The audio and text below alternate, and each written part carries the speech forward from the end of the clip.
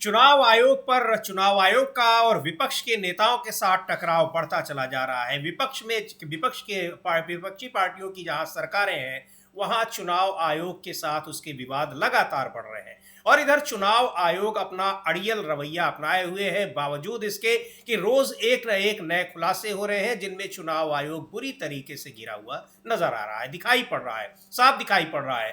कोशिश करता है बैकफुट पर आने की और उन आरोपों से खुद को एक पल्ला झाड़ने की, लेकिन पल्ला झाड़ नहीं पा रहा है। और इधर बीच पश्चिम बंगाल की मुख्यमंत्री ममता बनर्जी के साथ मुख्य चुनाव आयुक्त ज्ञानेश कुमार का सीधे सीधे मुकाबला चल रहा है। ज्ञानेश कुमार कह रहे हैं कि किसी भी कीमत पर एसआईआर को लागू करेंगे, यानी ये मामला सुप्रीम कोर्ट में है। अब वो राजनीतिक दलों को ये चुनौती दे रहे हैं या फिर सुप्रीम कोर्ट को दे रहे हैं, लेकिन वो सीधे सीधे बार बार इस बात को दोहरा रहे हैं कि वो किसी भी कीमत पर उस हिसाब से एसआईआर को लागू करेंगे जैसा वो चाहते हैं। और उधर ममता बनर्जी ज्ञानेश कुमार को लेकर वो सवाल खड़े कर रही हैं, उनकी जो कार्यशैली है उसको लेकर सवाल खड़े कर रही हैं। पिछले अभी 2 दिन पहले वहां पर रहे, झारखंड की यात्रा पर रहे, उसके पहले ओडिशा की यात्रा पर रहे।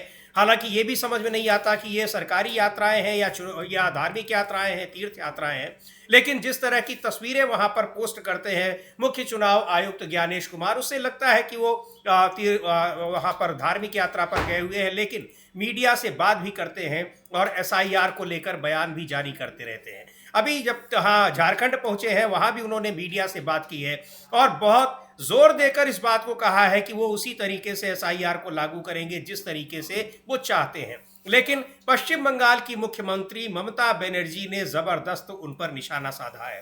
तो ये चीजें क्या दिखा रही हैं, ये इस पर हम लोग विस्तार से बात करेंगे। इसके अलावा उत्तराखंड में बीजेपी सरकार बुरी तरह से घिरी है। अंकिता भंडारी के मामला वहां पर रोज प्रदर्शन हो रहे हैं और सरकार से इस्तीफा मांगा जा रहा है, दोषियों के खिलाफ कार्रवाई की मांग की जा रही है, लेकिन अभी तक कोई कार्रवाई के संकेत मिलते नहीं दिखाई पड़ रहे हैं। और बीजेपी के एक के बाद एक कई नेता पार्टी छोड़ते हुए चले जा रहे हैं, यही आरोप लगाते हुए कि हमारी सरकार इस पर कुछ भी कार्रवाई नहीं कर रही है और एक तरीके से जो अपराधी हैं उनको बचाने का काम कर रही है। इस पर भी बात करेंगे। प्रधानमंत्री नरेंद्र मोदी एक बार फिर डोनाल्ड ट्रंप के बयानों की वजह से घिरे नजर आ रहे हैं, कांग्रेस पार्टी ने निशाना साधा है। लेकिन सबसे जो बहुत महत्वपूर्ण बात यह है अमलेदु जी, कि मामला सुप्रीम कोर्ट में होने के बावजूद बार बार इस बात को दोहराते हैं मुख्य चुनाव आयुक्त की वो एसआईआर को लागू करके रहेंगे जैसा वो चाहते हैं। तो ये चुनौती वो राजनीतिक दलों को दे रहे हैं या फिर सीधे सुप्रीम कोर्ट को दे रहे हैं? ये वो चुनौती समीर जी राजनीतिक दलों को भी दे रहे हैं, सुप्रीम कोर्ट भी दे रहे हैं, और सबसे ज्यादा वो चुनौती जो है इस देश के लोकतंत्र संविधान उस देश की जनता को दे रहे हैं। क्योंकि असली स्टेक किसका है? असली स्टेक तो जनता का है और जनता की वजह से संविधान और लोकतंत्र। तो ये सीधी सीधी चुनौती लोकतंत्र, संविधान और देश की जनता को ज्ञानेश कुमार दे रहे हैं। अभी लड़ाई देश की जनता और ज्ञानेश कुमार के बीच है। ज्ञानेश कुमार अपनी सारी हदें पार करते चले जा रहे हैं। एक संवैधानिक संस्था के प्रमुख पर बैठकर वो जिस तरह की भाषा का इस्तेमाल करते हैं, वो लगता ही नहीं है कि एक संवैधानिक संस्था के प्रमुख की भाषा है। वो गली के जो मवाली टाइप के होते हैं उस तरह की भाषा है। अब कल जो अभी वो चूंकि हम लोग के पास उसको दूसरा उसका हम दिखा नहीं सकते हैं। कल उन्होंने कहा वहाँ झारखंड में कि एसआईआर पर ना मैं दबाऊंगा, ना मैं झुकूंगा, ना मैं डरूंगा।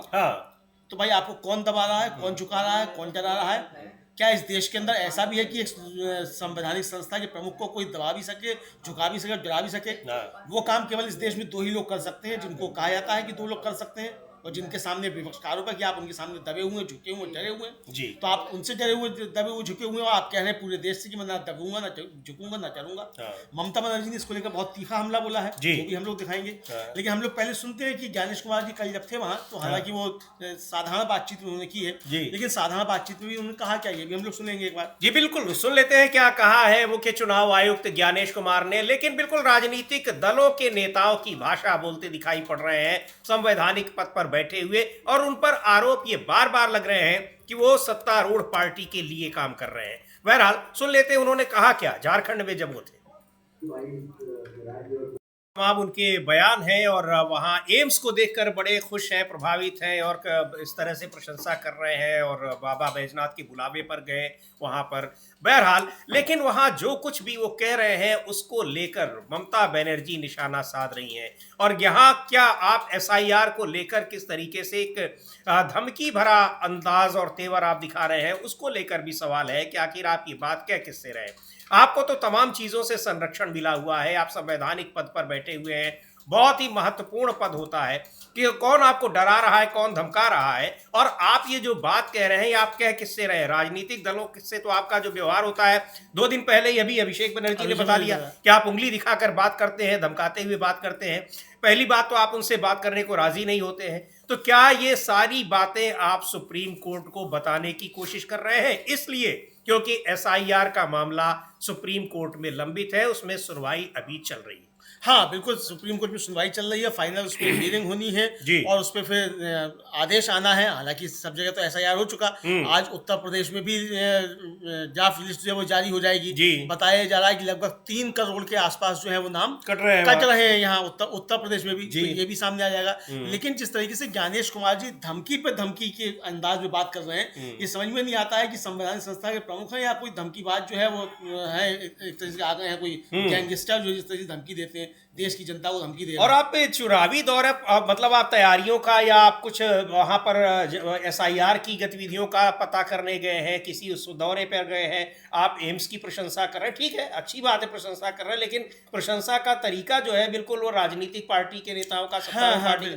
और मुझे बाबा बैजनाथ ने बुलाया है, माँ गंगा ने बुलाया है टाइप। लगता यही है कि समीर जी, ज्ञानेश कुमार जी को एक चीज समझ में आ गई है कि जब मैं मोदी जी को प्रधानमंत्री बनवा सकता हूँ तो मैं क्यों नहीं प्रधानमंत्री बन सकता हूँ। तभी कह रहे हैं बाबा बैजनाथ ने बुलाया था, मोदी जी को माँ गंगा ने बुलाया था, तो क्या माँ गंगा के और बाबा बैजनाथ के बीच में कोई संघर्ष हो जाएगा?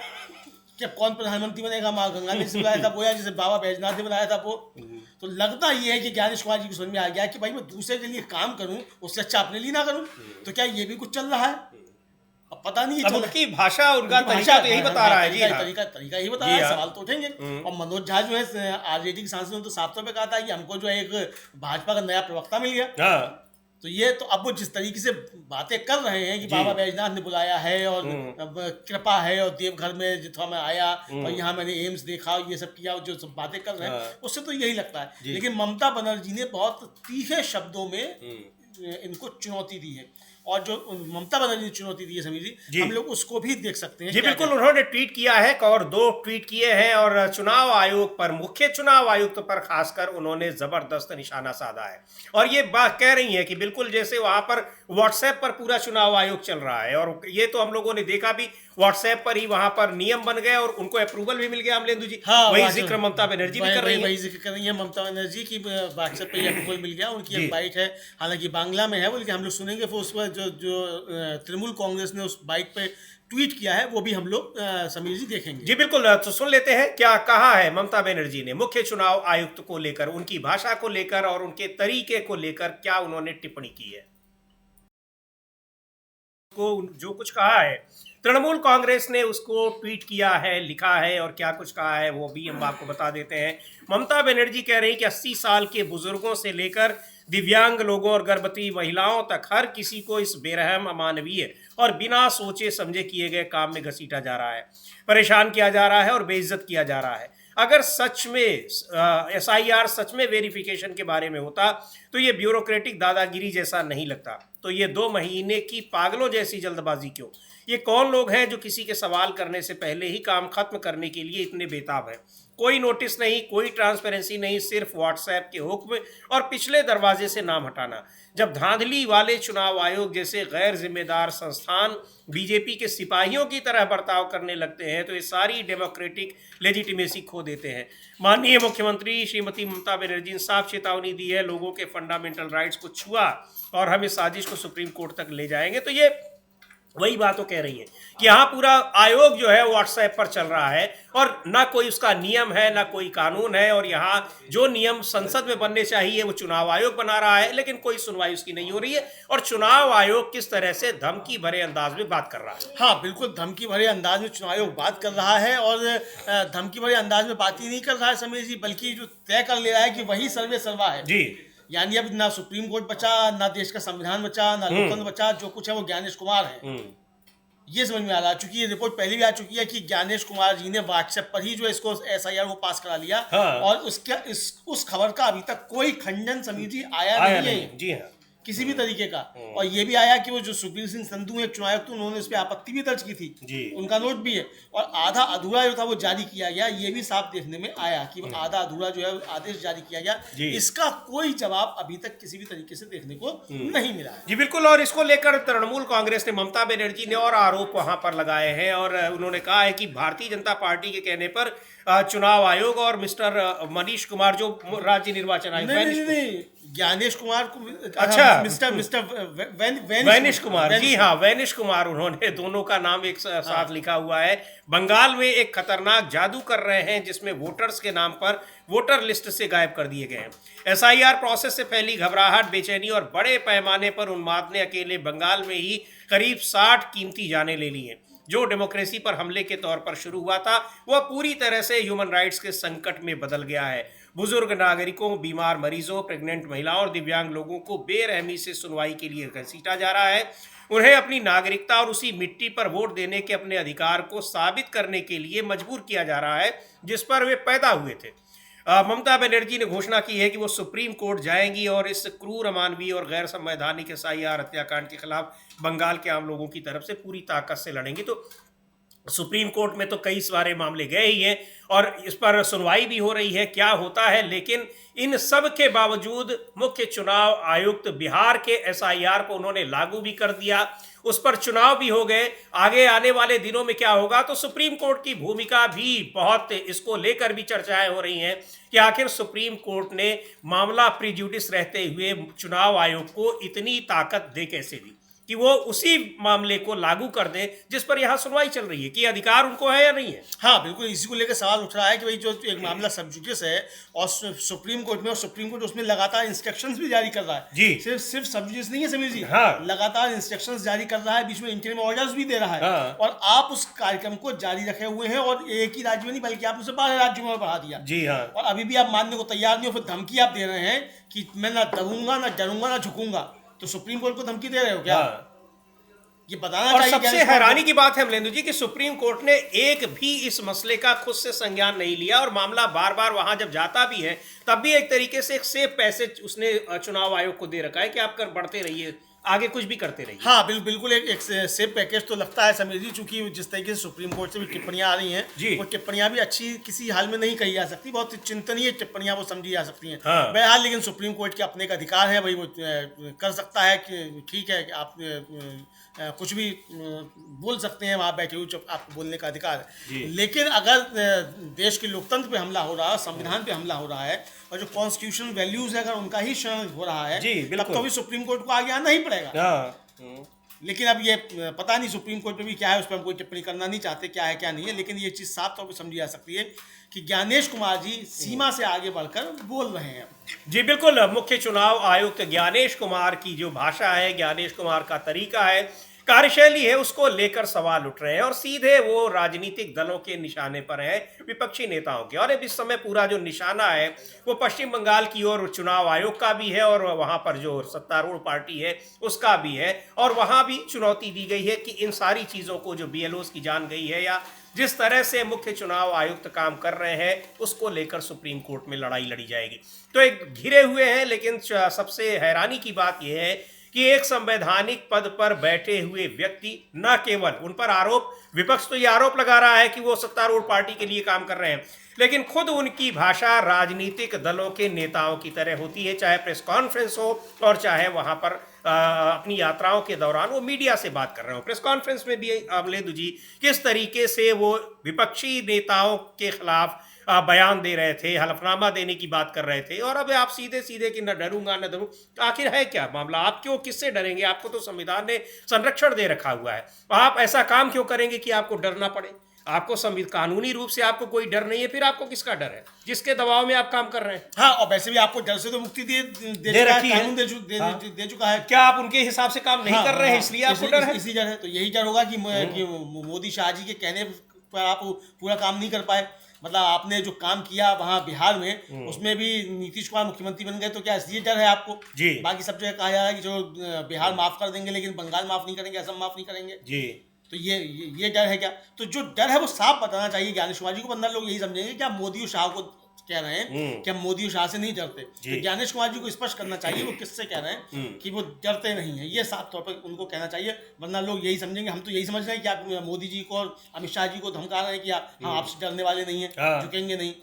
और अगर ऐसा नहीं तो फिर कहिए, या शपथ पत्र देकर कहिए कि ऐसा नहीं है। हाँ, कौन आपको धमका रहा है? कौन आपको धमका रहा है? शपथ पत्र दीजिए, वरना फिर देश से माफी मांगिए। तीसरा विकल्प नहीं। जी बिल्कुल, वो ये उन्हीं के अपने शब्द हैं, और लेकिन ये आप पर भी लागू होते हैं, तो आप ऐसी बात क्यों कह रहे हैं संवैधानिक पद पर बैठे हुए? यानी ये तो पूरी की पूरी कानून और व्यवस्था को ही चुनौती दे, संकट में डाल रहे हैं। सीधे सीधे उस पर सवाल खड़े कर रहे हैं कि देश के मुख्य चुनाव आयुक्त को भी डर लग रहा है। यानी वो डर के मारे क्या काम कर रहे हैं, किसके डर की वजह से कर रहे हैं, किसके दबाव में कर रहे हैं, बहुत सारे सवाल उठते हैं। लेकिन अमलेंदु जी, इधर जो वैश्विक परिस्थितियां दिखाई पड़ रही हैं, और उसमें डोनाल्ड ट्रंप का एक नया बयान, केवल ऑपरेशन सिंदूर का मामला नहीं, तेल को लेकर, रूस से तेल खरीदने को लेकर जो उन्होंने बयान दिया है, वो तो हमारे देश की संप्रभुता को पूरी तरीके से तार तार करने वाला है। हैरानी की बात यह है कि उन्होंने सीधे प्रधानमंत्री नरेंद्र मोदी का नाम लेकर जो बात कही है, और उसके बाद भी प्रधानमंत्री का कोई जवाब नहीं आया है। कांग्रेस पार्टी ने जबरदस्त तरीके से घेरा है कि आखिर क्यों नहीं उस पर कोई जवाब दे रहे हैं प्रधानमंत्री। वो कह रहे हैं कि मुझे खुश करने के लिए वो रूस से तेल खरीदना बंद कर रहे हैं। हाँ, इस तरह की बात, बिल्कुल इसी तरह की बात कि रूस से मतलब खरीदने के लिए मुझे खुश कर रहे हैं। और ये इसको लेकर कांग्रेस ने समीर जी एक ट्वीट भी किया था। हाँ। और ट्वीट में उसने जो था कहा था कि भाई किस तरीके से ट्रंप जो हैं वो मतलब बेइज्जती कर रहे हैं, और मोदी जी जो है वो खामोश जो है वो बैठे हुए हैं, ये कह रहे हैं। वो ट्वीट जो है वो भी हम लोग समीर जी दिखाएंगे, कल भी हालांकि हम लोग दिखाया था, कांग्रेस का वो ट्वीट था। हाँ। और वो कांग्रेस किस तरीके से बता रही है कि मतलब जो मोदी जी हैं वो मोदी जी क्यों खामोश बैठे हुए हैं, मोदी को क्या जवाब देने चाहिए। हाँ। ये कांग्रेस ने कल पूछा उनसे सवाल करके, और ये देखिए जी बिल्कुल ये ट्वीट है। और उसके बाद कांग्रेस के राष्ट्रीय अध्यक्ष मल्लिकार्जुन खड़गे, एलओपी राहुल गांधी, उन्होंने इस पर बयान भी दिया है, वो भी हम सुनेंगे। लेकिन कांग्रेस का जो ट्वीट है उस पर लिखा है कि भारत ने रूस से तेल खरीदना कम कर दिया क्योंकि मोदी मुझे खुश करना चाहता है। वो जानता है कि मैं उससे खुश नहीं हूं और मुझे खुश करना जरूरी है। अगर मेरी बात नहीं मानी गई तो मैं बहुत जल्द टैरिफ बढ़ा दूंगा जिसका उन्हें नुकसान होगा। ये डोनाल्ड ट्रंप के बयान है, ये कोट अनकोट, जिसको कांग्रेस पार्टी ने लिखा है। वीडियो भी जारी किया है। हाँ, वीडियो भी, जिसमें वो कह रहे हैं, उस वीडियो को भी टैग किया हुआ है इसी ट्वीट में। ट्रंप के मुताबिक मोदी ने रूस से तेल खरीदना इसलिए बंद कर दिया क्योंकि अमेरिका ने भारत पर टैरिफ से दबाव बनाया। मोदी को जवाब देना चाहिए। नंबर 1, क्या मोदी सरकार की विदेश नीति अमेरिका से तय हो रही है? नंबर 2, रूस से तेल खरीदना इसलिए बंद हुआ क्योंकि ट्रंप को खुश करना था। नंबर 3, ट्रंप कभी सीज फायर कराने की बात करते हैं, कभी रूस से तेल खरीदने पर रोक लगाने की बात करते हैं, आखिर मोदी चुप क्यों है? नंबर 4, मोदी की कमजोरी का खामियाजा देश क्यों भुगत रहा है? नंबर 5, ट्रंप से मोदी इतना डरते क्यों है? बहुत गंभीर सवाल उठाए हैं कांग्रेस पार्टी ने।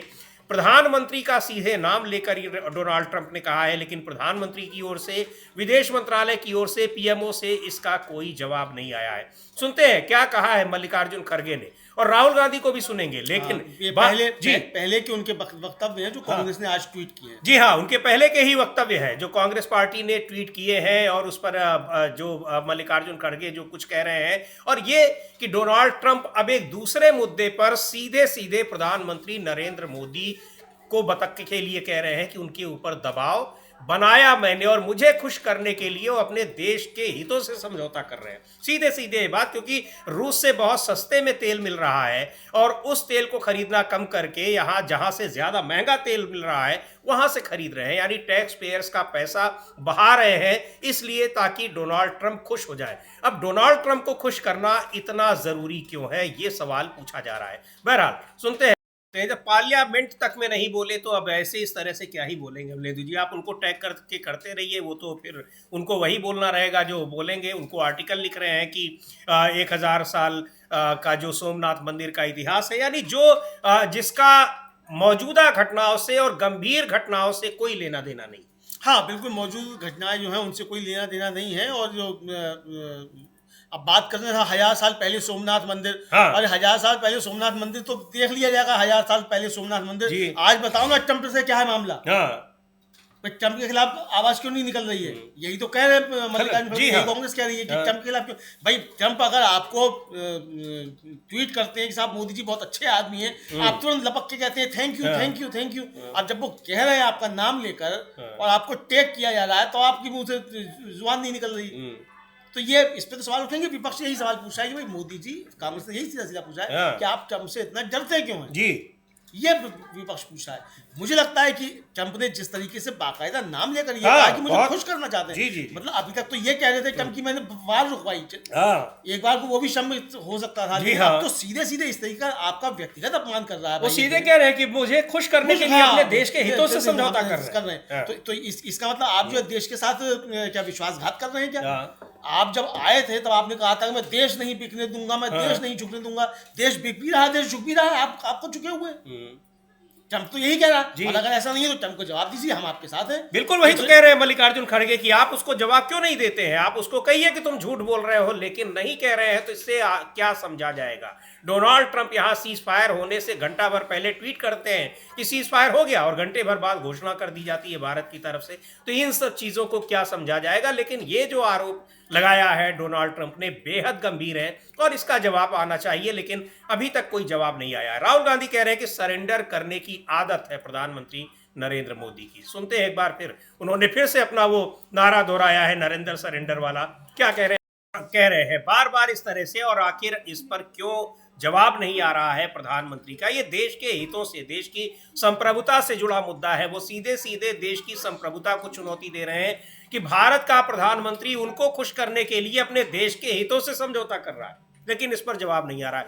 सोशल मीडिया पर भी ये लगातार अमलेंदु जी ये बात चल रही है और प्रधानमंत्री से पूछा जा रहा है, और ये जो जिसका जिक्र राहुल गांधी कर रहे हैं 1971 की घटना का, उसका जिक्र भी सोशल मीडिया पर हो रहा है कि प्रधानमंत्री इस तरह का चाहिए।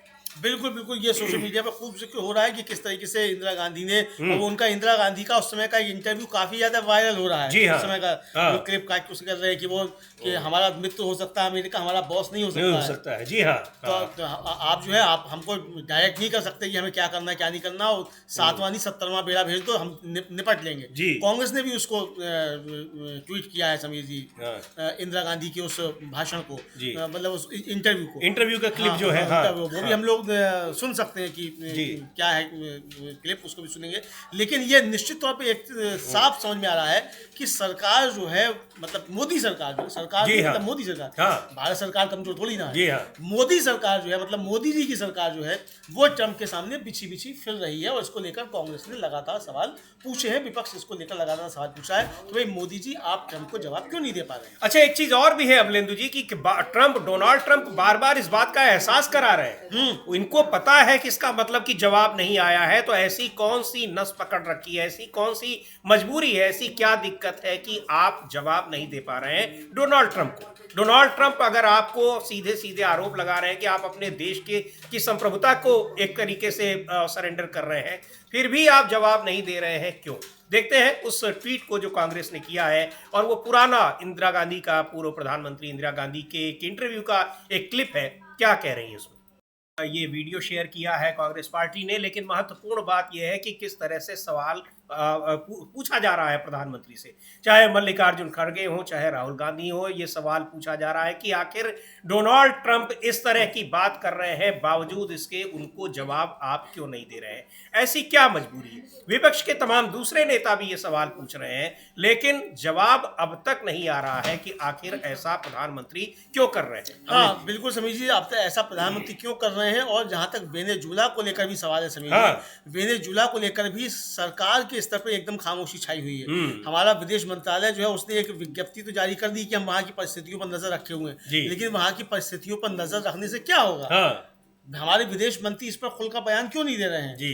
विपक्ष ये सवाल पूछ रहा है, कल मल्लिकार्जुन खड़गे ने पूछा है कि भैया सरकार का स्टैंड क्या है, तो ये देखा जाएगा।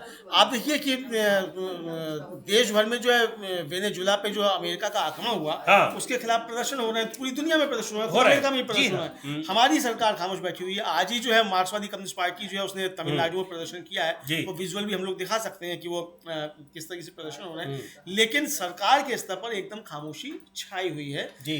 कांग्रेस ने भी इस पर 2 बार अपनी प्रतिक्रिया दी है और इसकी निंदा की है वेनेजुला पे अटैक की, लेकिन बीजेपी की तरफ से हमने कम से कम कोई प्रतिक्रिया नहीं देखी, प्रधानमंत्री की तरफ से हमने कोई प्रतिक्रिया नहीं देखी, विदेश मंत्री की तरफ से हमने कोई प्रतिक्रिया इस पर अभी तक नहीं देखी। जी बिल्कुल, उसको लेकर भी, और जो आधिकारिक रूप से प्रतिक्रिया आई भी, उसको वो बहुत हल्की प्रतिक्रिया उसको कहा जा रहा है कि जिस तरह की कार्रवाई अमेरिका ने की है, एक साम्राज्यवादी तरीके से काम वहां पर किया है, उस पर इस तरह की भारत की ओर से प्रतिक्रिया नहीं आनी चाहिए थी। जैसे भारत यहाँ पर लोकतंत्र है और दुनिया के तमाम देशों में जो लोकतंत्र है उसका सम्मान करता है और वहाँ पर लोकतांत्रिक मूल्यों का सम्मान करता है, उसको देखते हुए ये प्रतिक्रिया, ये थोड़ी और सख्त प्रतिक्रिया आनी चाहिए थी। ये वहाँ पर कम्युनिस्ट पार्टियों के वहाँ तमिलनाडु का में है, ये प्रदर्शन हो रहा है, कई जगहों पर ये प्रदर्शन हो रहा है। जो कॉन्सुलेट है वहाँ उसका यूएस का उसके बाहर जो है ये प्रदर्शन हो रहा है वहाँ तमिलनाडु में। जी। भारतीय कम्युनिस्ट पार्टी जो है उसके कार्यकर्ता इसको लेकर कर रहे हैं, तो ये इस तरीके प्रदर्शन हो रहे हैं।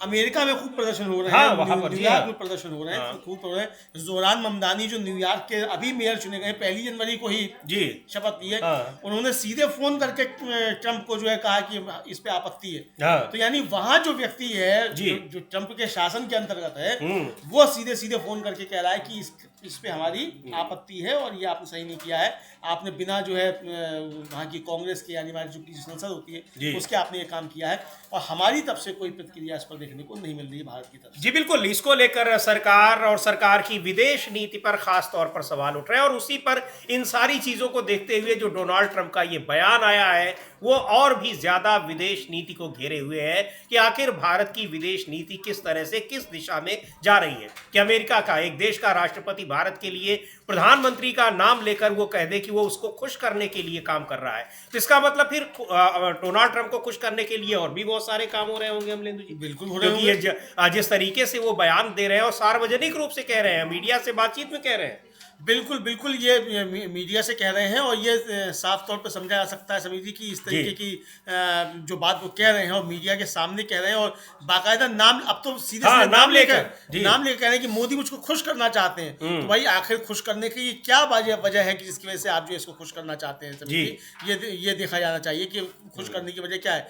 प्रदर्शन समीर जी पूरे देश भर में जो है वो हो रहे हैं। मार्क्सवादी कम्युनिस्ट पार्टी जो है वो उसने प्रदर्शन किया है जम्मू में, वो विजुअल भी हम लोग देख सकते हैं। जम्मू में भी जो है मार्क्सवादी कम्युनिस्ट पार्टी वो प्रदर्शन कर रही है वेनेजुला पर ट्रंप के हमले के खिलाफ। जी बिल्कुल, और ये तमिलनाडु में प्रदर्शन हो रहे हैं, इसके अलावा जम्मू में भी प्रदर्शन हो रहे हैं। तो देश में कई जगहों पर इस अमेरिका की जो वेनेजुएला के खिलाफ कार्रवाई हुई है, वहाँ के राष्ट्रपति को जो उठा लाए हैं, एक तरीके से बिल्कुल गुंडागर्दी वाला अपहरण कर लाए हैं, उनको किडनैप कर लिया उनको, ये इसकी कार्रवाई पूरी दुनिया भर में निंदा हो रही है। भारत में भी जगह जगह प्रदर्शन कर रहे हैं। ये तमिलनाडु की तस्वीरें हैं, इसके अलावा जम्मू में भी प्रदर्शन हुए हैं, वहाँ सीपीएम ने प्रदर्शन किया है, और ये जम्मू का प्रदर्शन है, वहाँ पर communist party of India Marxist उसका ये प्रदर्शन है। तो देश भर में, भारत में भी जगह जगह प्रदर्शन हो रहे हैं, और कांग्रेस पार्टी ये सवाल कर रही है कि इस पर भारत सरकार की प्रतिक्रिया जिस तरह की आनी चाहिए वो नहीं आ रही है, यानी भारत की विदेश नीति पर एक बार फिर बड़े सवाल उठ रहे हैं। और इस प्रतिक्रिया के बाद प्रधानमंत्री का नाम लेकर जिस तरह से डोनाल्ड ट्रंप ने टिप्पणी की है वो और भी ज्यादा हैरान करने वाली है। डोनाल्ड ट्रंप सीधे सीधे कह रहे हैं कि प्रधानमंत्री नरेंद्र मोदी उनको खुश करने के लिए काम करते हैं, और उनको पता है कि मैं जिस चीज से खुश होऊंगा वही काम करते हैं, उसके लिए चाहे भारत के हितों को भी दांव पर लगाना हो वो तैयार रहते हैं। हाँ बिल्कुल, मतलब भारत के हितों को दांव पर लगाने की तैयार है, यानी दोस्ती निभाते हैं लेकिन देशभक्ति नहीं करते। जी हाँ, इसका मतलब देश का महत्व नहीं, उनके लिए डोनाल्ड ट्रंप जैसे दोस्त का महत्व है, जो टैरिफ लगा रहा है, जो डोनाल्ड ट्रंप जैसे दोस्त, या फिर जो यहाँ के दोस्त A1 A2 दोस्त, ये हो सकता है। तो तो ये उनके आरोप हो सकते हैं। लेकिन अगर ऐसा नहीं है तो प्रधानमंत्री को डोनाल्ड ट्रंप को साफ तौर पर जवाब देना चाहिए और कहना चाहिए क्या बकवास करते हो, समझे, ठीक कर देंगे तुमको। भारत जैसे देश को तुम जलाना चाहते हो, वेनेजुला थोड़ी है भारत जो तुम जला लोगे, हम ठीक कर देंगे तुमको। ये जवाब जो है वो आना चाहिए। वो जवाब समीर जी आ नहीं रहा है। 56 इंच की छाती जो है पता नहीं कहाँ सोई हुई है, ये समझ में नहीं आ रहा है। ये प्रदर्शन लगातार हो रहे हैं और इनके अलावा तमाम दूसरे मोर्चों पर बीजेपी की राज्य सरकारें किस तरीके से घिरी हुई है, लेकिन इन सब के बावजूद, घिरे होने के बावजूद अपराधियों को कैसे संरक्षण दिया जा रहा है, ये बड़ी हैरान करने वाली बात है। बात कर रहे हैं हम अभी उत्तराखंड में। हम मध्य प्रदेश में तो लगातार चल ही रहा था, वहां भी कांग्रेस पार्टी जो इंदौर में जो कुछ हुआ है, 17 लोगों की जान गई है वहां गंदा पानी पीने से। इसके अलावा गुजरात में भी गंदे पानी से लोगों के बीमार होने की खबरें आई। तो क्या कुछ हो रहा है, लेकिन उत्तराखंड में कानून व्यवस्था किस तरह से काम कर रही है वो देखना, उसको लेकर लगातार वहां कांग्रेस पार्टी और कई महिला संगठन प्रदर्शन कर रहे हैं अंकिता भंडारी मामले में, और उसको लेकर सख्त टिप्पणियां की गई हैं। महत्वपूर्ण बात यह है कि वहां बीजेपी के तमाम नेता इस मामले में इस्तीफा दे रहे हैं, पार्टी इस्तीफा दे रहे हैं। और वो जो भाजपा की मंडल अध्यक्ष है उसका खूब वीडियो वायरल हो रहा है, समीर जी रो रही हैं जो कितना ज्यादा वायरल हो रहा है। जी। तो ये जो है और एक महिला जो हाथ में हंसिया लिए हुए वो कह रही है कि आज सर्विस हम देंगे, तू गट्टू कहाँ है। तो ये इस तरीके की। हाँ, एक जो उनके नेता हैं बीजेपी के दुष्यंत गौतम, वो आज पहुंच गए हैं हाई कोर्ट जी, और उन्होंने डिफेमेशन केस जो है वो दायर किया है कांग्रेस के खिलाफ, आम आदमी पार्टी के खिलाफ। और जो जिन महिला ने वो वीडियो जारी किया था, शायद उर्मिला सनावर, उर्मिला सनावर जी नाम है, उनके खिलाफ किया है। अब ये सूचना आ रही है, उस पर क्या होता है ये देखा जाएगा। लेकिन इसको लेकर कांग्रेस ने इस पर बहुत सख्त टिप्पणी की है और कांग्रेस ने एक ट्वीट किया है समीर जी, वो हम अपने दर्शकों को दिखा सकते हैं। उसके बाद सुप्रिया श्रीनेत ने भी कुछ कहा है, वो भी हम लोग सुन सकते हैं। जी बिल्कुल, कांग्रेस पार्टी का ट्वीट जो है उसमें लिखा है कि उत्तराखंड में अंकिता भंडारी के साथ जो पाप किया गया उसे लेकर पूरे देश में गुस्सा है। इस मामले में बीजेपी के राष्ट्रीय महासचिव और उत्तराखंड के प्रभारी दुष्यंत गौतम का नाम आ रहा है। अंकिता पर दुष्यंत गौतम को सर्विस देने का दबाव बनाया गया और जब उसने मना किया तो हत्या कर दी गई। राज्य और केंद्र की बीजेपी सरकार इस मामले में निष्पक्ष जांच से बच रही है, दोषियों को बचाने की कोशिश की जा रही है, लेकिन बीजेपी सरकार जान ले देश की बेटी अंकिता को न्याय मिलने से कोई ताकत रोक नहीं सकती। कांग्रेस की मांग है इस मामले की सीबीआई जांच होनी चाहिए, तब जाकर शायद सच बाहर आ सके और सीबीआई जांच के आधार पर अंकिता के दोषियों को कड़ी सजा मिले। लेकिन जिन सारे मामलों में सीधे सीधे नाम लिया जा रहा है, पर उनके खिलाफ, जिन राष्ट्रीय महासचिव दुष्यंत गौतम के खिलाफ ये नाम सीधे आ रहा है और पहले भी आया था तब भी बचाने की कोशिश की गई, लेकिन अब तो बीजेपी के नेता का ही जब वीडियो वायरल हो गया, बावजूद इसके न तो दुष्यंत गौतम कोर्ट तो चले गए, लेकिन नैतिकता के नाम पर न तो उन्होंने पद छोड़ा और न ही उनकी पार्टी उनसे पद छोड़ने की बात कर रही है। और एफआईआर की बात तो दूर की बात नहीं, वो कह रहे हैं कि अगर ये साबित हो जाए तो मैं राजनीति छोड़ दूंगा। भाई तुम राजनीति में रहो मत रहो, हमें किसी से क्या, किसी क्या लेना देना। अगर आरोप लगे तो आप इस पे कहिए कि आरोपों की जांच करा ली जाए, सीबीआई को जांच सौंप दी जाए, आप भी मांग कीजिए। लेकिन आप पहुंच गए डिफेमेशन केस करने के लिए कांग्रेस और आम आदमी पार्टी और उस महिला के खिलाफ। बहरहाल आपका मसला हो सकता है, आप ठीक हो, हम आरोप नहीं लगा रहे, लेकिन अगर विपक्ष आरोप लगा रहा है और इस तरह के नाम आ रहे हैं तो आपको ये चुनौती स्वीकार करनी चाहिए कि हाँ भाई सीबीआई की जांच करा लो जी।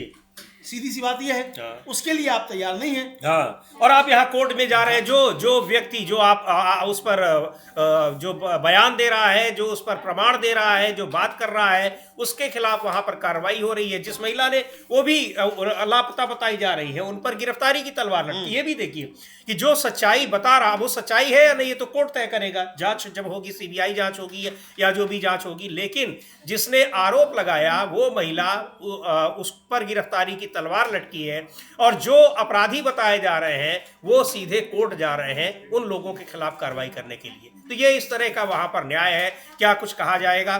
पर सुप्रिया श्रीनेत को सुनते हैं, कांग्रेस की प्रवक्ता हैं, इस पूरे मामले में क्या कह रही हैं।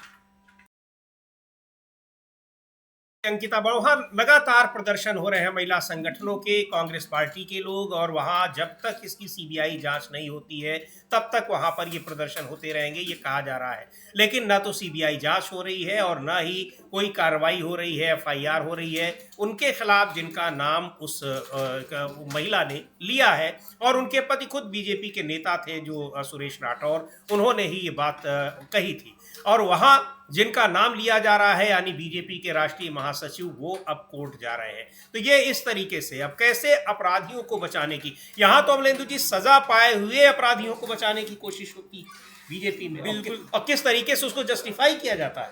बिल्कुल बिल्कुल उसको जस्टिफाई किया जाता है और ये मालाएं पहनाई जाती हैं जी, मतलब हाँ। बलात्कारी जब जेल से छूट कर आते हैं तो उनका स्वागत होता है, उनका स्वागत होता है। तो ये देखने में आता है। तो बहरहाल एक अच्छी बात है भारतीय जनता पार्टी की, वो अपने अपराधियों के साथ भी खुलकर खड़ी होती है। इस्तीफे नहीं लेती अपराधियों से, इस्तीफे मांग ले, ऐसा नहीं करती। तो एक अच्छी बात भी समझी जा सकती है, भाई हमारा अगर ईमानदार है और सच्चरित्र है तो भी हमारा अपना है, और अगर बेईमान है और भ्रष्टाचारी है और अपराधी है तब भी हमारा है, तो हम हाल में खड़े हैं। तो राजनीतिक तौर पे समीर जी ये ठीक हो सकता है, लेकिन नैतिक तौर पे ठीक नहीं है। लेकिन हमको बीजेपी से नैतिकता की आशा नहीं करनी चाहिए। बात नैतिकता की बात हो या ना हो, कानूनी तौर पर भी ठीक नहीं है। हाँ, सरकार जिस तरह से कानूनी कार्रवाई कर रही है उसको क्या कहा जाएगा, सीधे सीधे। हाँ, कानूनी कार्रवाई जिस तरीके से कर रही है और कानून का जिस तरीके से दुरुपयोग कर रही है, जी दोनों हाँ, बातें बिल्कुल। कानूनी कार्रवाई और कानून का दुरुपयोग दोनों मसले को लेकर ये है। लेकिन समीर जी इस बीच जो हम लोगों ने जहां से शुरुआत की थी कि ममता बनर्जी और ज्ञानेश कुमार भिड़ गए हैं, इस बीच द रिपोर्टर्स कलेक्टिव की आज सुबह एक और रिपोर्ट आ गई है। और वो रिपोर्ट बहुत खतरनाक है जी। और ये उस रिपोर्ट में बताया गया है कि पश्चिम बंगाल में जो वोटिंग पॉपुलेशन है उसका 17% और मध्य प्रदेश में वोटिंग पॉपुलेशन का 41% जो है वो सस्पेक्टेड बता दिया गया है, यानी इनका नागरिकता जो है वो खतरे में पड़ गई है। यानी जितने मतदाता हैं उनमें से 17% पश्चिम बंगाल में और 41% मध्य प्रदेश में। तो मध्य प्रदेश की सरकार क्या घुसपैठियों ने बनाई है? और अभी तक वो लगातार अभी तक चल रही है। सुन रहे हैं, जी हाँ। 30 के 30 सीटें जीत कर आ गए हैं वहां से मोदी जी। 30 ही जीते हैं ना, 29 सीटें, 29 सीटें। तो वो सब जीत के आ गए हैं आप वहां से 29 की 29। तो आप जो है फिर क्या ये सब घुसपैठियों ने बना दिए? अगर 41% जो सस्पेक्टेड हैं ये घुसपैठी हैं 41%, तो ये तो सरकार घुसपैठियों की बनी हुई है। राज्य सरकार भी और मोदी जी की सरकार भी, केंद्र सरकार भी। ये बड़ी खतरनाक जो है रिपोर्ट को रिपोर्टर्स कलेक्टिव ने की है। और उन्होंने जो कहा है रिपोर्टर्स कलेक्टिव ने, उन्होंने ये बताया कि जून 2025 में एसआईआर की घोषणा के बाद से चुनाव आयोग ने वोटरों के द्वारा रजिस्ट्रेशन के नियम बनाए और बदले हैं, जो कि नियम बनाने और बदलने का अधिकार उसको है ही नहीं। इसी पर सुनवाई चल रही है सुप्रीम कोर्ट में, इसी पर सुनवाई चल रही है। और इसने 12 राज्यों में बदलाव के फेज 2 के दौरान एक बार फिर प्रोटोकॉल बदले। बिहार एसआईआर के बाद और अगले फेज में कमीशन ने मैपिंग शुरू की और एक ऐसा प्रोसेस जिससे वोटर्स अपने डॉक्यूमेंट्स दिखाए बिना दोबारा रोल्स में शामिल हो सकते थे।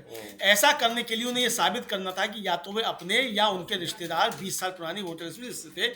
जो लोग यह लिंक साबित नहीं कर पाए उन्हें अनमैप्ड करार दिया गया। अनमैप्ड लोगों को अपने वोटिंग राइट्स के डॉक्यूमेंट्स जमा करने थे। राज्यों द्वारा अपनी वोटर लिस्ट जारी करने से कुछ हफ्ते पहले चुनाव आयोग ने मैपिंग सॉफ्टवेयर पेश किया, जिसने 2 दशक पुरानी लिस्ट के मुकाबले वोटर्स की मैपिंग में चुनाव आयोग के कहे अनुसार लॉजिकल अंतर को फ्लैग किया। सॉफ्टवेयर ने इन सभी मामलों को रेड फ्लैग किया जहां 6 से ज्यादा वोटर्स ने खुद को 2003 की लिस्ट से एक ही पूर्वज से जोड़ा था, या वोटर उनके माता पिता के बीच उम्र का अंतर 15 से 45 की रेंज से बाहर था। जिस दादा दादी का जिक्र किया गया था वह वोटर से 40 साल से कम उम्र का था। बताया गया रिश्तेदार और 2003 के रोल में उनके इंटीमेट नाम में कोई अंतर था, या वोटर का जेंडर दिए गए नाम से मेल नहीं खाता था जी। और रिपोर्ट ये भी कहती है कि दिसंबर के बीच तक चुनाव आयोग का निर्देश था साफ था कि सिर्फ अनमैप्ड वोटर्स को ही इलेक्टोरल रजिस्टर ऑफिस से सबूत जमा करने के लिए समन मिलेगा, वोटर रोल में उनका शामिल करना। लेकिन जैसे जैसे साल बदला चुनाव आयोग के गोल पोस्ट बदलते गए। पश्चिम बंगाल में चुनाव आयोग ने अपने अचानक एक्टिवेट हुए सॉफ्टवेयर से लॉजिकल गड़बड़ियों के लिए फ्लैग किए गए वोटरों को शामिल करने के लिए अपना जाल बढ़ाया जी। और chief election commissioner Gyanesh Kumar ने अक्टूबर 2025 में इस मैपिंग के बारे में डींगे हाँकी थी और इससे अपने ब्यूरोक्रेटिक बोझ को कम करने का एक तरीका बताया था।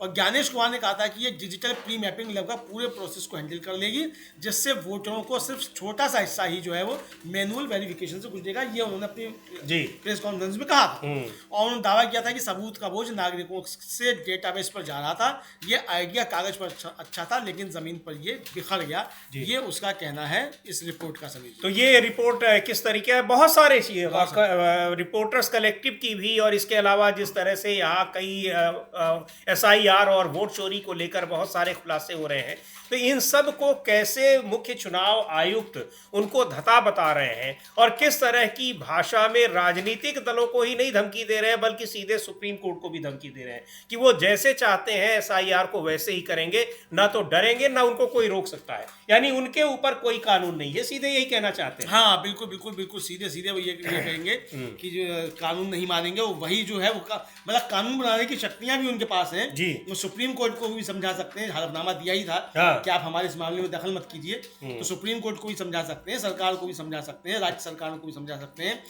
विपक्ष को भी धमका सकते हैं, उंगली दिखाकर बात कर सकते हैं। और न्यू इलेक्शन कमीशन है और बाबा बैजनाथ क्या जाके धोख भी लगा सकते हैं, बाबा बैजनाथ ने बुलाया है, तो यानी ये नया दावेदार प्रधानमंत्री पद का भारतीय जनता पार्टी में तैयार हो गया है, ये समझा जा सकता है। फिर विपक्ष तो यही कह रहा है समीर जी। बिल्कुल, और वहाँ ममता बनर्जी ने जबरदस्त हमला बोला है और इनकी कार्यशैली को लेकर आलोचना की है कि किस तरीके से और कैसे काम कैसे हो रहा है, इस पर भी कि यहाँ व्हाट्सएप पर ही नियम बन जा रहे हैं और ही अप्रूवल मिल जा रहा है। जो विरोध कर रहा है उसके विरोध को, यानी चुनाव आयोग में भी जो 2 अन्य चुनाव आयुक्त हैं, अगर वो कुछ कहते हैं तो उसको खारिज कर दिया जाता है। केवल और केवल वहाँ मनमानी चलती है एक तरीके से मुख्य चुनाव आयुक्त ज्ञानेश कुमार की। तो इसको लेकर बुरी तरीके से घिरे हैं, राजनीतिक दलों के ही निशाने पर नहीं है, सुप्रीम कोर्ट में भी लगातार इस पर सुनवाई हो रही है। क्या कुछ होगा ये देखना होगा, लेकिन चुनाव आयोग एक संवैधानिक संस्था जो है और उसके जो चीफ हैं वो एक राजनीतिक दल के लिए काम कर रहे हैं, ये बहुत गंभीर आरोप विपक्ष का है। लेकिन मुख्य चुनाव आयुक्त की भाषा भी उसी तरीके की देखी जा रही है जो चुनाव एक राजनीतिक दल के नेता की होती है, तो ये बहुत एक अच्छी बात नहीं है और इसको लेकर निश्चित तौर पर यह आपत्तिजनक है। मुख्य चुनाव आयुक्त को पार्टी नहीं बनना चाहिए, वो सभी राजनीतिक दलों के लिए है। इसीलिए जिनको भी दिक्कत होती है वो वहाँ पर जाते हैं, अपनी शिकायत दर्ज कराते हैं। उनकी शिकायत दर्ज कराने का ये मतलब नहीं कि विपक्षी नेताओं की शिकायत है तो आप उसको सिरे से खारिज कर दीजिए, उसको आप फेक बता दीजिए, उसको आप मिसलीडिंग बता दीजिए। और यहाँ सारी जो मिसलीडिंग और फेक खबरें आ रही हैं वो चुनाव आयोग की ओर से आ रही हैं। क्यों कर रहा है? सारी उसी तरफ से आ रही है समीर जी, और ये साफ तौर पर जो है ये मिसलीडिंग खबरें और सूत्रों के हवाले से खबर छप जाती है और उसका खंडन नहीं करता जी भाई। अगर सूत्रों के हवाले से छप रही है तो आप खंडन कीजिए ना कि ये खबर गलत है, आप उसका कोई खंडन करते ही नहीं है किसी भी तरीके का, ना मिसलीडिंग का छप्पा लगाते हैं उन पे जो आपके सूत्रों से छप रही है। यानी विपक्ष कोई ट्वीट कर दिए तो आप तुरंत कहेंगे मिसलीडिंग है, लेकिन अगर आपके हवाले से कोई खबर छप रही तो वो मिसलीडिंग नहीं है, उस पर आपको मिसलीडिंग का ठप्पा नहीं लगेगा और उसका कोई खंडन नहीं आएगा, तो ये साफ तो देखा जा सकता है। और लेकिन समीर जी अब एक घटना जो कल हुई, सुप्रीम कोर्ट से एक जो फैसला आया उमर खालिद शर्जील इमाम की जमानत को लेकर, उस पर लेकर काफी तीखी प्रतिक्रियाएं लोगों की आ रही है। आरोप ये है कि कल JNU में प्रधानमंत्री नरेंद्र मोदी और गृह मंत्री अमित शाह के खिलाफ नारेबाजी हुई। अब ये नारेबाजी हुई या नहीं हुई, हम तो मौके पर थे नहीं तो हम तो कह नहीं सकते हुई कि नहीं हुई, लेकिन बीजेपी के लोगों की तमाम बाइट्स आ रही हैं, वो उनका आरोप है कि वहाँ जो थी इस तरीके की नारेबाजी हुई प्रधानमंत्री नरेंद्र मोदी और अमित शाह के खिलाफ। तो अब अगर प्रधानमंत्री अमित शाह और नरेंद्र मोदी के खिलाफ, मतलब प्रधानमंत्री नरेंद्र मोदी और गृह मंत्री अमित शाह के खिलाफ नारेबाजी हुई, तो ऐसा तो नहीं है कि गृह मंत्री और प्रधानमंत्री को जो है वो उनके खिलाफ नारेबाजी नहीं हो सकती, संविधान में ऐसा कोई कानून आ गया है। आपसे अगर आपत्ति है तो आपके खिलाफ नारेबाजी होगी, बिल्कुल होगी, क्यों नहीं होगी, लोकतंत्र है, बिल्कुल होगी। या तो आप घोषित कर दीजिए कि अब लोकतंत्र नहीं रहा, खत्म हो गया, संविधान हमने बदल दिया है, जो आपका था सोच थी कि 400 पार होगी तो संविधान बदलेंगे। बिल्कुल, प्रधानमंत्री और गृह मंत्री की आलोचना जो है दंडनीय अपराध है, दंडनीय अपराध है, ईश निंदा के बराबर समझा जाएगा इसको। तो भाई अगर आप घोषित कर दें कि प्रधानमंत्री और गृह मंत्री की निंदा जो इस निंदा के बराबर है तो ठीक है भाई, निंदा नहीं की जाएगी, लेकिन अगर नारे लगे भी हैं तो उसमें कौन सी बुरी बात है, गलत बात है। सुप्रीम कोर्ट का कोई फैसला आया है, सुप्रीम कोर्ट ने अगर उसमें कुछ दिया है तो उसकी आलोचना हो सकती है। फैसला मानना बाध्यता है, लेकिन सुप्रीम कोर्ट के फैसले की आलोचना नहीं हो सकती, ऐसा थोड़ी ना है। तो इसको लेकर अगर ये आरोप लग रहे हैं, और ये तो बहुत लोगों ने आरोप लगाए हैं, JNU को ही नहीं, इसको लेकर जो RJD के सांसद हैं प्रोफेसर मनोज झा, जी। उन्होंने कुछ कहा है समीर जी, हम लोग उसको सुन सकते हैं। जी बिल्कुल, उस नारेबाजी को लेकर क्या कह रहे हैं मनोज झा, आरजेडी के सांसद, सुनते हैं उनको। और ये नारे लगे हैं जेएनयू में, बताया जा रहा है कि वहाँ प्रधानमंत्री मोदी और गृह मंत्री अमित शाह के खिलाफ नारे लगे हैं। तो नारे लगना, और वो भी विश्वविद्यालय में छात्र अगर नारे लगा रहे हैं, कहीं भी राजनीतिक दल के लोग भी नारे लगा रहे हैं, तो कोई पहली घटना नहीं है और कोई दंडनीय अपराध नहीं है। हाँ, उसमें कोई आपत्तिजनक बात नहीं होनी चाहिए, पर नारे लगाना, विरोध करना, प्रदर्शन करना, ये कोई अपराध नहीं होता है। इसका अधिकार लोकतंत्र में दिया गया है, ये मौलिक अधिकार में शामिल है जो हमारे नागरिकों को मिले हुए हैं संविधान में। सुनते हैं मनोज झा क्या कह रहे हैं। सारे नेताओं की प्रतिक्रिया आ रही है और उस पर काफी नाराजगी जताई जा रही है। हाँ, काफी नाराजगी जताई जा रही है कि प्रधानमंत्री गृह मंत्री के मुर्दाबाद के नारे लगे। अरे भाई, राजनीति में लगते हैं तमाम लोगों के मुर्दाबाद के नारे लगते हैं। बीजेपी वालों ने कितने नारे लगाए होंगे, खुद नरेंद्र मोदी, अमित शाह ने कितने नारे लगाए होंगे अगर आंदोलन में रहे होंगे तो। हालांकि कोई सबूत नहीं मिलते हैं कि दोनों किसी आंदोलन में रहे होंगे, लेकिन अगर रहे होंगे तो सबसे बड़ा जो राम मंदिर आंदोलन था वहां भी नहीं रहे। हाँ, वहां भी नहीं रहे, उसमें भी जेल जाने का कोई नहीं है, इमरजेंसी में भी जेल जाने का कोई सबूत नहीं है। तो आपने नहीं लगाए होंगे भाई, आप अच्छे लोग रहे होंगे, आपने राजनीति नहीं की, सीधे सीधे आपको मिल गया, आगे आप बन गए। लेकिन अगर आप राजनीति में रहे होंगे तो निश्चित तौर पर आपने किसी ना किसी के मुर्दाबाद जिंदाबाद के नारे लगाए ही होंगे। जी बिल्कुल, लेकिन उस पर नाराजगी जताई जा रही है। एक और बहुत महत्वपूर्ण मुद्दा है जो काफी ज्यादा, उसको लेकर सुप्रीम कोर्ट ने भी स्वतः संज्ञान लिया, सब कुछ रहा, लेकिन कैसे वो धीरे धीरे वो मुद्दा खत्म होता जा रहा है। पर दिल्ली के लोगों के लिए अभी भी बना हुआ है, क्योंकि दिल्ली की हवा जो है वो अभी भी जहरीली बनी हुई है। यहाँ पर AQI हमेशा 300 से 400 के बीच में रह रहा है, और सरकार को भी लगा होगा कि क्या कुछ करना, कुछ दिन के बाद लोग भूल ही जाएंगे, शायद वही हुआ। लेकिन एक बार फिर आम आदमी पार्टी ने याद दिलाने की कोशिश की है, इसको लेकर प्रदर्शन किया है, और दिल्ली की पूर्व मुख्यमंत्री आतिशी ने कहा भी है, सरकार को घेरा भी है कि सरकार क्या कर रही है। वो भी अपना समय काट रही है, उसको लग रहा है कि कुछ दिन के बाद ये अपने आप ही कम हो जाएगा। न तो उस पर कोई पॉलिसी बनी, पार्लियामेंट में कितना इस पर बात हुई। राहुल गांधी ने कहा कि सारे लोगों को इस पर कोई राजनीति नहीं होनी चाहिए और इस पर चर्चा होनी चाहिए, इस पर कोई पॉलिसी बननी चाहिए। कहा भी किरण रिजिजू ने, संसदीय कार्य मंत्री ने, कि अच्छा सुझाव है और इस पर हम बात करेंगे, लेकिन क्या कुछ हुआ? कुछ भी नहीं हुआ समीर जी। और मतलब जिस दिन चर्चा होनी थी उससे पहले ही थी संसद स्थगित कर दी गई अनिश्चितकाल के लिए। तो चर्चा भी नहीं हुई। तो यानी कितना गंभीर है सरकार इस मसले को लेकर, ये समझा सकता है। और सरकार को फटकार भी लगाई सुप्रीम कोर्ट कि भाई इस तरीके से काम नहीं चलेगा, आप हमको जो है मजबूर कर रहे हैं। तो आप हर साल यही इंतजार करते हैं कि आए और जाड़ा है, और ये 12 महीने का जो है काम हो गया, सिर्फ अब जाड़े तक नहीं रहा है। तो इतना ज्यादा बढ़ गया है, तो उसको लेकर बहरहाल सरकार की अपनी है। आज आम आदमी पार्टी के विधायकों ने दिल्ली विधानसभा में इसको लेकर प्रदर्शन किया। जी, तो सुनते हैं क्या कह रही हैं आतिशी, दिल्ली की पूर्व मुख्यमंत्री और आम आदमी पार्टी की विधायक। में भी हो रही थी और वहां नहीं की, यही लोकसभा में तो मांग हुई भी, लेकिन बताया जैसे अमलेंदु जी ने कि जिस दिन चर्चा होनी थी उसी दिन सदन को स्थगित कर दिया गया, तो चर्चा की जरूरत ही खत्म हो गई। और क्या कुछ अब हो सकता है विधानसभा में भी ऐसी ही चर्चा हो, लेकिन इतने गंभीर मुद्दे पर भी अगर चर्चा नहीं हो रही है, कोई पॉलिसी नहीं बन रही है, तो फिर ये सरकार की क्या कार्यशैली को समझा जा सकता है कि किस तरह से वो काम कर रही है। और ये किसी पार्टी से जुड़ा मुद्दा नहीं है, किसी व्यक्ति से जुड़ा मुद्दा नहीं है, ये आम लोगों से जुड़ा, हर एक व्यक्ति से जुड़ा मुद्दा है। उसमें VIPs भी आते हैं और आम आदमी, गरीब लोग भी आते हैं, सभी लोग आते हैं। बहरहाल, लेकिन जिस तरीके से चुनाव आयोग घिरा हुआ है राजनीतिक दलों के निशाने पर, और उस पर लगातार एक के बाद एक रिपोर्ट्स ऐसी आ रही हैं कि वो वहां पर सत्तारूढ़ पार्टी को फायदा पहुंचा रहा है, सत्तारूढ़ पार्टी के लिए काम कर रहा है, ये बहुत गंभीर मसला है।